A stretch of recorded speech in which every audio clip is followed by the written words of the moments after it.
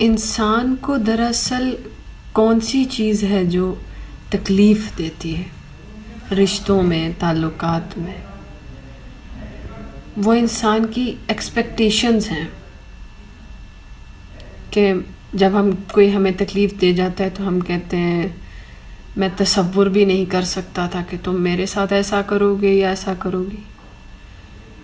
وہ جو امید لگائی ہوئی تھی وہ تکلیف دیتی ہے کہ ہم یہ نہیں سوچتے کسی کے بارے میں کہ یہ ہمیں تکلیف دے سکتا ہے. دراصل یہی غلط چیز ہے.